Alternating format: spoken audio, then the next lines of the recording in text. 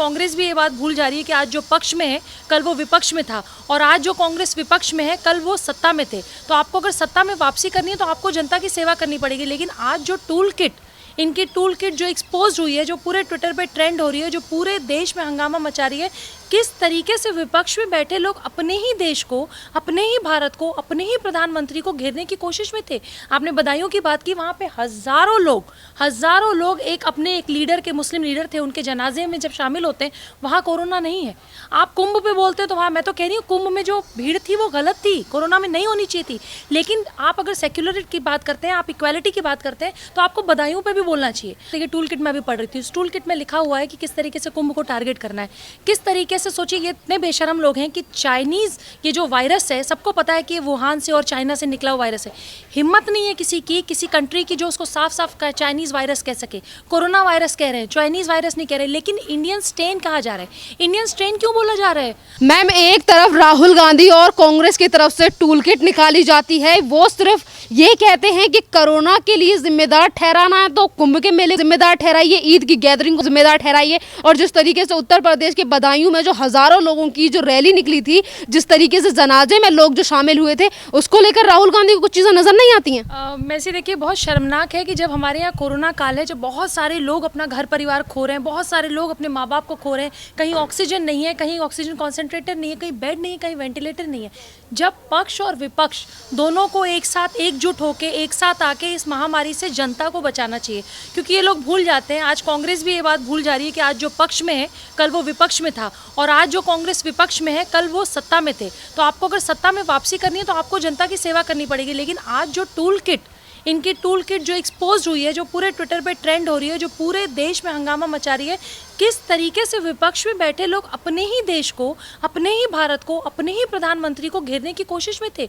आपने बदायूं की बात की, वहाँ पे हजारों लोग एक लीडर के, मुस्लिम लीडर थे, उनके जनाजे में जब शामिल होते हैं वहाँ कोरोना नहीं है। आप कुंभ पे बोलते तो वहाँ, मैं तो कह रही हूँ कुंभ में जो भीड़ थी वो गलत थी, कोरोना में नहीं होनी चाहिए थी। लेकिन आप अगर सेक्युलरिटी की बात करते हैं, आप इक्वालिटी की बात करते हैं, तो आपको बदायूं पे भी बोलना चाहिए।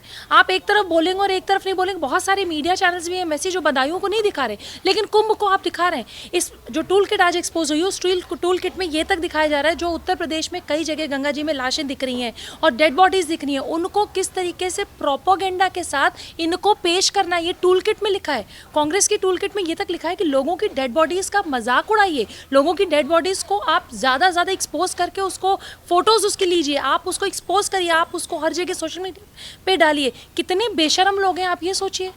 मैम, यहाँ पर जिस तरीके से राहुल गांधी राजनीति करने के लिए धर्म, जैसे कि आपने जिक्र किया कि एक तरफ राहुल गांधी और कांग्रेस की तरफ से ये कहा जाता है कि वो सेक्युलर हैं, दूसरी तरफ एक तरफ धर्म की राजनीति करते हैं कि कुंभ को जिम्मेदार ठहराओ। क्या कुंभ बीजेपी से निकल कर आया है जो कुंभ को ही जिम्मेदार ठहराओ? देखिए क्योंकि कुंभ को इसलिए वो टारगेट कर रहे हैं क्योंकि उनके, देखिए टूल किट में भी पढ़ रही थी, उस टूल किट में लिखा हुआ है कि किस तरीके से कुंभ को टारगेट करना है, किस तरीके से। सोचिए ये इतने बेशरम लोग हैं कि चाइनीज ये जो वायरस है, सबको पता है कि वुहान से और चाइना से निकला हुआ वायरस है। हिम्मत नहीं है किसी कंट्री की जो उसको साफ साफ चाइनीज वायरस कह सके। कोरोना वायरस कह रहे हैं, चाइनीज वायरस नहीं कह रहे। लेकिन इंडियन स्ट्रेन कहा जा रहा है। इंडियन स्ट्रेन क्यों बोला जा रहा है? आप कुछ दिन में ऐसा होगा वैसे कि पूरे विश्व भर में वो मीडिया जो भारत के खिलाफ लिखती रहती है, वो अंतर्राष्ट्रीय मीडिया जिसका टूल किट में जिक्र है कि अंतर्राष्ट्रीय मीडिया की भी मदद ली जाए, किस तरीके से इस महामारी में प्रधानमंत्री को बदनाम करना है, भारत को बदनाम करना है, इसमें इंटरनेशनल मीडिया भी आपका साथ देगी।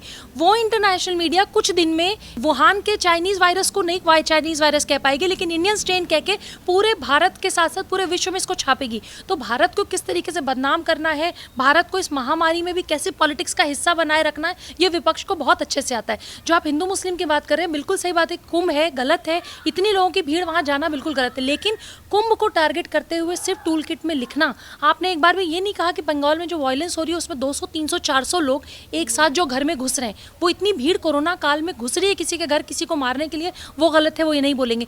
एक पर्टिकुलर, एक जाति, धर्म, एक कम्युनिटी पे इनका वोट प्लीजिंग जो एजेंडा 70 सालों में चलता रहा है, वो अभी भी चल रहा है। वैसे बहुत शर्म की बात है, I was shock to know कि हमारे देश में अभी भी ऐसा विपक्ष है, हमारे यहाँ ऐसे नेता हैं जो अभी भी सत्ता में वापसी आने के लिए, मैं हमेशा कहती हूँ कि एक ऐसे युवराज है हमारे देश में जो महाराज की गद्दी पे कभी नहीं बैठ पाए। और यही कारण है कि 2024 में भी शायद मुझे लगता है कि इस महामारी से हम जब बाहर निकल जाएंगे तो 2024 में भी यही युवराज जिनकी टूल किट है, ये 5 साल फिर छुट्टी पे जाएंगे 2029 29 तक। अब जिस तरीके से राहुल गांधी जो अभी टूल किट बना के इनकी तरफ से निकलकर सामने आ रही है, इसमें मैम ये भी सारी चीज़ें हैं कि राहुल गांधी की और कांग्रेस की जो टूल किट निकल कर आई है, इसमें ये तक कहा जाता है कि बेड्स को रिजर्व कर लो और उसी को बैठ दो जो हमें टैग करता है, जो आईएनसी का इस्तेमाल करता है, हैशटैग डालता है। देखिए उसमें साफ साफ लिखा है टूल किट में कि आपके हमारे जो फ्रेंडली हॉस्पिटल्स हैं, फ्रेंडली हॉस्पिटल मतलब जो आपके जान पहचान के होंगे, जिनके मालिक आपके जान पहचान के होंगे, जहां आपकी जान परिचय होगी, दोस्ती होगी, उन हॉस्पिटल्स में आप अपने बेड को रिजर्व कर लीजिए।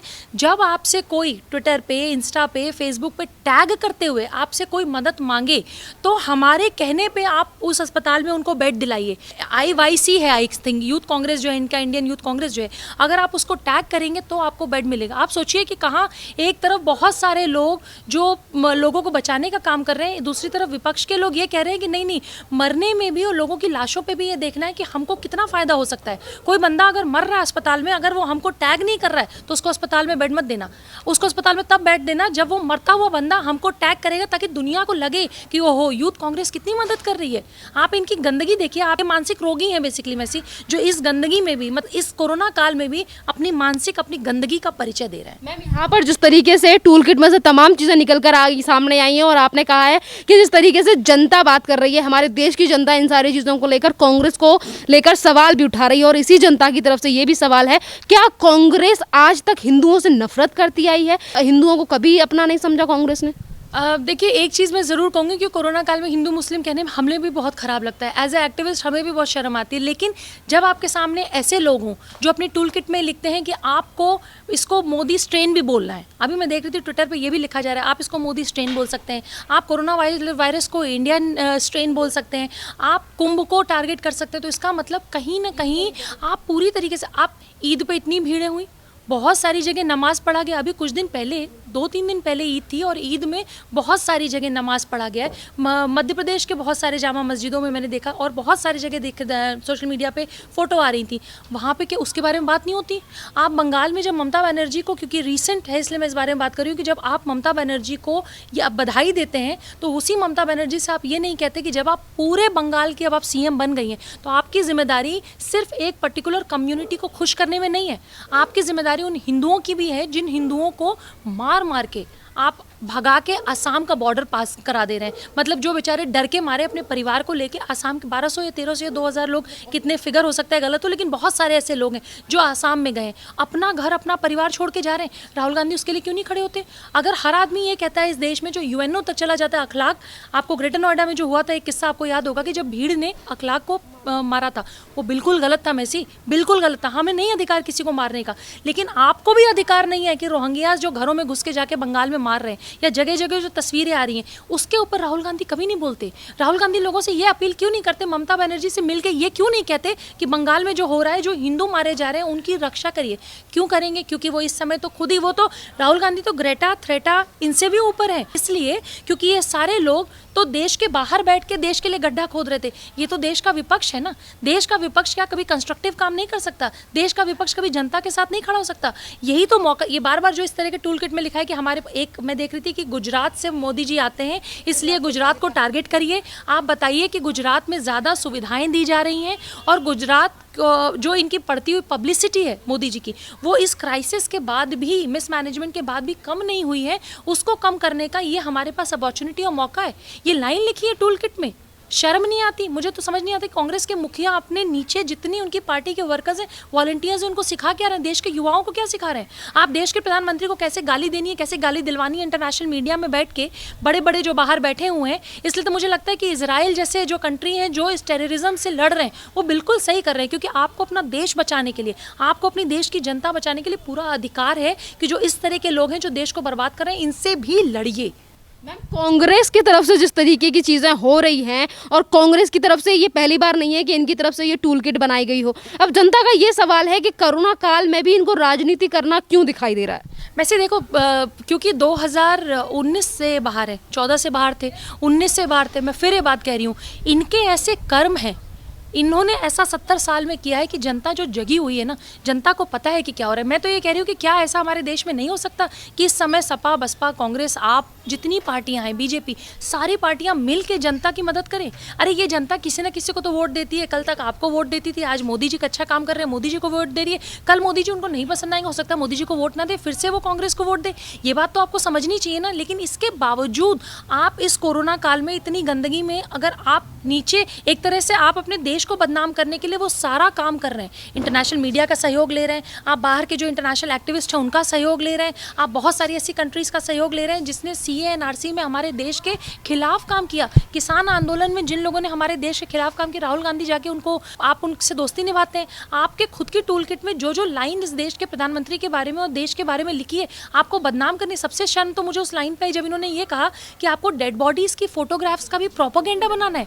मतलब आप सोचिए कि किसी की माँ की, मरी हुई माँ की तस्वीर, किसी के मरे हुए बाप की तस्वीर, आप उन तस्वीरों का भी प्रोपोगेंडा बना सकते हैं। ये बहुत बड़ी बात है, शर्मनाक है। यही कारण है कि अगर जो पढ़ा लिखा वर्ग है वो ये समझेगा कि बीजेपी कांग्रेस हो सकता है।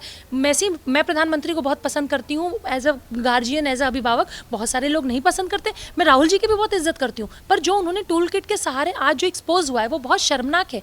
और देश की जो पढ़ी लिखी जनता है वो उनको कभी सपोर्ट नहीं करेगी। पढ़ी लिखी से यहाँ पर, और जैसा कि अभी आपने जिक्र किया कि इंटरनेशनल मीडिया का भी इस्तेमाल किया जा रहा है। मीडिया का नाम तो इसमें उस मीडिया का नाम भी आया है जिनका हमेशा ही प्रोपेगेंडा चलता है राहुल गांधी को लेकर और पीएम नरेंद्र मोदी को बदनाम करने का। क्योंकि जिस तरीके से पत्रकारों की तरफ से जो इस टूल किट में लिखा गया है कि इंडियन स्ट्रेन का नाम लेना है, तमाम 2-3 हफ्तों से लगातार कुछ चैनल हैं जो इसी वर्ड का इस्तेमाल कर रहे हैं। मैसी, जब हम ग्रेटा थ्रेटा से पूछते हैं ना कि कितने पैसे मिले थे एक ट्वीट के लिए, तो हमें नेताओं से भी पूछना चाहिए कि कितने पैसे मिल रहे हैं ये इंडियन चाइनीज़ वायरस को इंडियन स्टेन कहने के लिए, आपको कितने पैसे मिले।